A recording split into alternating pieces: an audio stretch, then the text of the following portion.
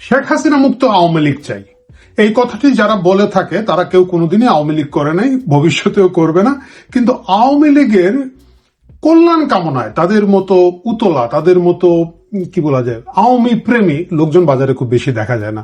এইসব ডলারখোর middle class লোকজন, যাদের অর্ধেকের কোনো ব্রেন নেই এবং বাকিদের বুদ্ধিশুদ্ধি আসলে ডলার বা অন্যান্য শক্তির মাধ্যমে ঘোরাফেরা করে, তারা বিগত দিন ধরে খুব বেশি বেশি করে আফসোস করছে যে একটা আওয়ামী লীগ চাই, কিন্তু সেই আওয়ামী লীগ শেখ হাসিনা মুক্ত হতে হবে।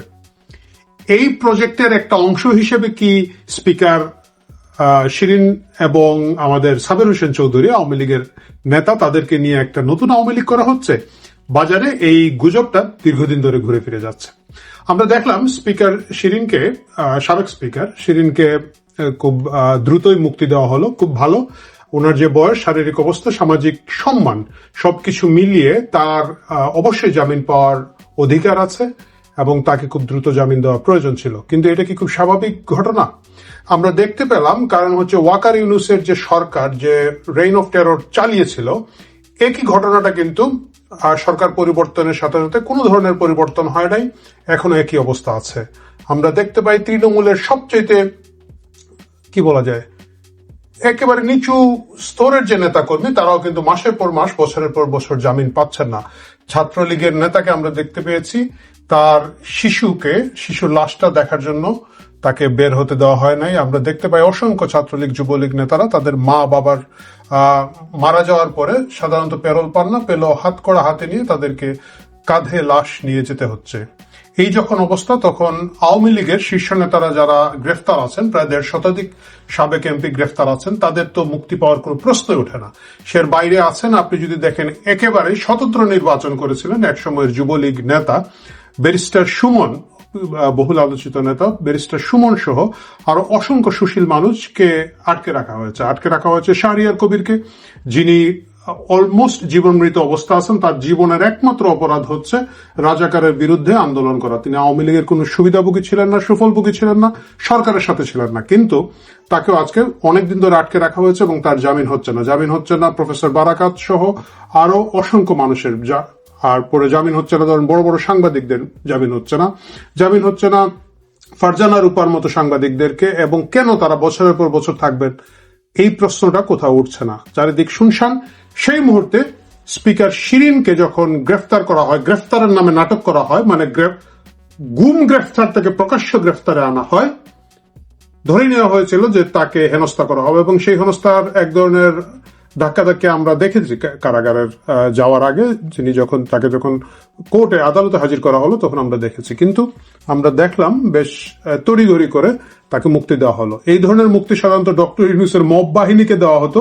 ধরেন নারীর ওড়না কোথায় রাখা হবে না রাখা হবে, এই ধরনের গবেষণা করা হলে তাকে গ্রেফতার করে সাথে সাথে ফুলের মালা দিয়ে ইউনূস মুক্ত করে দিত। তারপরে ধরেন ওই যে আমাদের একটা গাজীপুরের এক নেত্রী ছিল, 50 কোটি টাকা চাঁদাবাজির অভিযোগে তাকে গ্রেফতার করে রিমান্ড দিয়ে, সেই রিমান্ড থাকা অবস্থায় আবার আদালতকে বিকেলে বসিয়ে আসিফ নজরুল তার জামিন দিয়েছিলেন। এইসব মকারি বাইরে সাধারণত যারা কারাগারে গেছেন তাদেরকে আদৌ কোনদিন মুক্তি দেওয়া হবে কি হবে না, এই বিষয়ে বিগত সরকার এবং তার এক্সটেনশন হিসেবে বর্তমান সরকারের কোনো ধরনের চিন্তা ভাবনা নাই। কিন্তু স্পিকার শিরিনের জামিন হয়েছে। এর আগে এরকম একটা খুব চমৎকার জামিন হয়েছিল সাবের হোসেন চৌধুরীর। তাকে আমরা দেখেছি যে হুট করে তাকে 6টা মামলায় গ্রেফতার করা হয়েছিল। 6টাই অবশ্যই এগুলো হাস্যকর ভুয়া মামলা। সাধারণত দেখা যায় যে ঢাকায় বসে বোরগুনায় গুলি করে লোকজন মেরে ফেলছে। এই ধরনের বিভিন্ন হত্যা মামলা, জুলাই হত্যা ব্যবসাকে যেটাকে বলা যায়, বা লাশ ব্যবসা বলেন, জামিন ব্যবসা বলেন, সেইগুলোতে তাকে গ্রেফতার করা হয়েছিল এবং তাকেও কিন্তু খুব দ্রুত সময়ের মধ্যে মুক্তি দেওয়া হয়েছিল, জামিন দেওয়া হয়েছিল। প্রিয় দর্শক, বাজারে দীর্ঘদিন ধরে যে গুজবটা আছে, এটা আসলে শুধুমাত্র গুজব নয়। এই মুহূর্তে কেন একটা বিকল্প আওয়ামী লীগ তৈরি করার চেষ্টা হচ্ছে? বিকল্প আওয়ামী লীগ করার চেষ্টা হচ্ছে কারণ আওয়ামী লীগের একটা বিগ স্টেক হোল্ডার সাধারণ জনগণ রয়েছেন। এদের একটা বড় অংশ গত নির্বাচনে জামাত শাসিত ইউনূস সরকারের থেকে মুক্তি পাইতে এবং প্রকাশ্য জামাতের সরকার থেকে নিজের জান বাঁচাতে, যেটা আমাদের শ্রদ্ধা সাংবাদিক নূর কবির ভাই বলেছেন যে নাকে রুমাল চেপে ধানের শীষে ভোট দিয়েছেন। কিন্তু ভোট দেওয়ার পরও দেখা যাচ্ছে গন্ধটা যায় নাই, গন্ধটা জায়গায় আছে, রুমালের মধ্যে গন্ধ উঠে গেছে। এই যে হতাশ আওয়ামী লীগের, প্রো আওয়ামী লীগ সমর্থক যারা আছেন, তাদের ভোটকে কোথাও একটা স্পেস করে দেওয়ার জন্য, তাদেরকে একটু স্পেস করে দেওয়ার জন্য একটা আন্তর্জাতিক সুশীল সমাজ থাকে আমাদের, আমরা জানি, যেটা সাধারণত এনজিও ভিত্তিক থাকে এবং বিভিন্ন দূতাবাস ভিত্তিক থাকে। তারা এখন একটা নতুন আওয়ামী লীগ করবে, কারণ সব ডিম তারা একটা ঝুড়ির মধ্যে রাখবেন না। তারা যেটা করবেন যে জামাতকে একটা প্রেসার দেওয়ার জন্য একটা আওয়ামী লীগ থাকবে, বিএনপিকে একটা প্রেসার দেওয়ার জন্য একটা আওয়ামী লীগ থাকবে, কিন্তু সেই আওয়ামী লীগ আবার প্রকৃত আওয়ামী লীগ হইতে পারবে না। কেন প্রকৃত আওয়ামী লীগ হতে পারবে না? প্রকৃত আওয়ামী লীগ হচ্ছে একটা খতরনাক জিনিস। তাকে যদি আপনি 1 ইঞ্চি জায়গা দেন, সে কিন্তু সাথে সাথে 1 গজ জায়গা নিয়ে নিবে। এটা যে বলে যে সুই হয়ে ঢুকে ফাল হয়ে বেরোবে, এটা সুই হয়ে ঢুকে শের শাহের কামান হয়ে বের হয়ে যাবে। এই ঝুঁকিটা এরা নিবে না, এবং এই ঝুঁকিটা তারা নিবে না বলেই একটা শিশু আওয়ামী লীগ তৈরির প্রচেষ্টা চলছে, গোয়েন্দারা করছে। আমি জানি আপনারা অনেকেই বলবেন যে এটা অতিরঞ্জিত কল্পনা, কিন্তু বিশ্বাস করুন, আমাদের সূত্র বলছে যে এই ধরনের আলাপ আলোচনা দীর্ঘদিন ধরে চলছে, এবং সেই আলোচনার প্রেক্ষিতেই এই সম্ভাবনাটা এখন আরো অনেক বেশি তৈরি হয়েছে। কারণ আন্তর্জাতিক মহল, সুশীল মহল যারা আছেন, তাদেরকে তো বোঝাতে হবে দেশে গণতন্ত্র আছে, এবং সকল ভালো আওয়ামী লীগ, সকল ভালো লোকজন কি বলা যায় রাজনীতিতে আছেন, খারাপ লোকজন চলে গেছে। এখন কথা হচ্ছে যে এটা হওয়ার আগে কেন আমি এই কথাটা বললাম, কারণ আপনারা অনেকেই কমেন্ট বক্সে বলবেন, দূর মিয়া আপনারা বেশি বুঝেন। আমরা বেশি বুঝি বলতে বলতে কিন্তু অনেক ধরনের জিনিস দেখা যায় যে যখন অবিশ্বাস্য মনে হয়, কিন্তু একটা সময় বিশ্বাসযোগ্য হয়েছিল।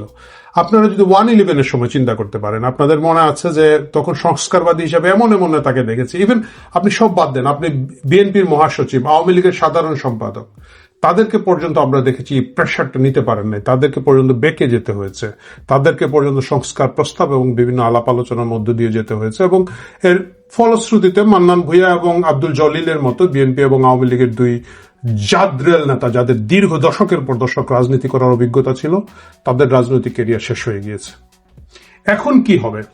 এখন যদি একটা সুশীল আওয়ামী লীগ তৈরি করা হয় এবং শেখ হাসিনা মুক্ত আওয়ামী লীগ তৈরি করার একটা চেষ্টা চলায়, সেটা কতটুকু ফল লাভ করবে? আপনাদের কি মনে হয় কমেন্ট বক্সে বলবেন। আমার কি মনে হয়, আমি যেহেতু সুযোগ পাচ্ছি এখানে বলি, এই আওয়ামী লীগ হবে 1%, শেখ হাসিনা হচ্ছে আওয়ামী লীগের 99%।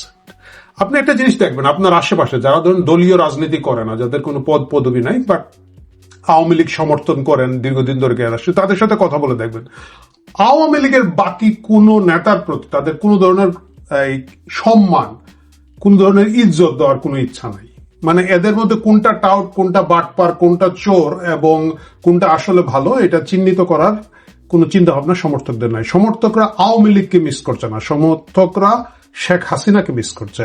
এবং শেখ হাসিনা মুক্ত যে আওয়ামী লীগ তৈরি হবে, সেই আওয়ামী লীগের অবস্থা কি হবে আমি জানি না, কিন্তু যারা সেই আওয়ামী লীগে জড়াতে চাইবেন তাদেরকে আমি একটা সাবধান বাণী দিতে চাই। এর আগে আরো অনেক বড় বড় নেতারা তাদের পলিটিক্যাল ক্যারিয়ার এইভাবে ধ্বংস করেছেন। আপনারা যারা এটা করতে চান, যদি করেন এবং সেখানে যুক্ত হন, তাদের ন্যূনতম যে ঘটনাটা ঘটবে সেটা হচ্ছে আপনারা দৌড়ানি খাবেন, পথেঘাটে মায়ের খাবেন, এবং এটা অনেক বড় বড় লোকজন মায়ের খেয়েছে। বিএনপির সময় 1/11-এর সময় জেনারেল মাহবুব ছিলেন আর্মি চিফ, ওনাকে পর্যন্ত দৌড়ায় কাপড় টাপড় খুলে বিএনপির নেতা কর্মীরা জিয়াউর রহমানের মাজার থেকে দৌড়ানি দিয়ে ফেলে দিয়েছিল। এবং সেই ক্ষেত্রে আওয়ামী লীগ কি পরিমাণ বিধ্বংসী হতে পারে আওয়ামী লীগের কর্মীরা, সেটা আপনারা ভেবে এই নতুন নাটকে জড়াবেন বলে আশা করি। আর যদি আপনাদের বুদ্ধি থাকে, তাহলে আমি আশা করব এই চাপ আপনারা সহ্য করবেন না, এই চাপকে আপনারা ইগনোর করার একটা চেষ্টা করবেন, এবং সেই চেষ্টা করে বিদেশে চলে যান, রাজনীতি থেকে অবসর নেন, যাই করে থাকেন না কেন। কিন্তু এই চাপ ভয়ঙ্কর, বিশেষ করে গোয়েন্দা সংস্থাদের যে চাপ তৈরি হয় আমরা দেখেছি। ইভেন গত দশকে আমরা দেখেছি যে তৃণমূল বিএনপি করে আমরা দেখলাম যে অনেকের রাজনীতিকে একেবারে ধ্বংস করে দেওয়া হলো, যারা একটা সময় হয়তো বিএনপির নেতা ছিলেন, কিন্তু তারা এই চাপ সহ্য করতে পারেন নাই। সুতরাং আমি আপনাদের কাছে একটা অনুরোধ জানাবো, যারা এটার মধ্যে জড়িত হতে চান বাদ দিবেন, এবং সাবের সাহেব, শিরিন ম্যাডাম এবং আরো যেসব নেতাদের কথাবার্তা শোনা যাচ্ছে, দেশে ফিরতে চান, দেশে ফিরে নতুন ধারার রাজনীতি করতে চান, তাদেরকে আমার একটা অনুরোধ থাকবে, নিজের নিরাপত্তার কথা চিন্তা করুন। শুধু রাজনৈতিক ক্যারিয়ারের কথা চিন্তা করবেন না, নিরাপত্তার কথা চিন্তা করুন। এবং গোয়েন্দা সংস্থার চাপের তুলনায় সাধারণ তৃণমূলের যে প্রতিরোধের মুখে আপনারা পড়বেন, সেটা বড় কথা। Sheikh Hasina minus Awami League big zero. ওই জিরোর মধ্যে আপনারা ঢুকলে আপনারা নিজেরা জিরো তো হবেনই, কোন যে বিপদ আপনাদের জন্য নিয়ে আসবেন আমি সেটা বলতে পারি না। প্রিয় দর্শক, আপনারা যারা ভাবছেন যে এটা হবে না, আপনাদেরকে একটা ছোট্ট কথা বলি। আওয়ামী লীগের লোকজন একটা স্লোগান দেয়, ঝড় বৃষ্টি আধার রাতে আমরা আছি তোমার সাথে। এই আওয়ামী লীগের লোকজন আসলে ঝড় বৃষ্টি আধার রাতে শেখ হাসিনার সাথেই থাকবে, আর কারোর সাথেই যাবে না। যদি কোনো আওয়ামী লীগ কোনোভাবে ফিরিয়ে আনতে হয়, সেটা এই নাটকের আওয়ামী লীগ হবে না। যেটা শেখ হাসিনা এন্ডোর্স করবেন, যে নেতাকে এন্ডোর্স করবে সেই কালকে থেকে নেতা হয়ে যাবে। একেবারে উনি যদি তৃণমূল থেকে একটা লোককে নিয়ে আসে, একেবারে গভীর জঙ্গলে সুন্দরবনের ভিতরের একটা লোককে নিয়ে এসে বলে এটা আওয়ামী লীগ, কর্মীরা কিন্তু সেই আওয়ামী লীগে যাবে। আর এর বাইরের যেসব আওয়ামী লীগ গোয়েন্দা সংস্থা তৈরি করার চেষ্টা করছেন, সেই চেষ্টা ফল লাভ করবে না, বরং আরো বেশি বিপদ ডেকে আনবে যারা এটার সাথে জড়িত থাকবেন। সাবধান হন এই সব তামাশা থেকে। রাজনৈতিক দুর্বৃত্তায়ন যেটা আমাদের গোয়েন্দা সংস্থাগুলো দীর্ঘদিন ধরে করে আসছে, এটাকে প্রতিরোধ করুন যার যার জায়গা থেকে, এবং এই ধরনের সকল উদ্যোগকে না বলুন। ভালো থাকুন।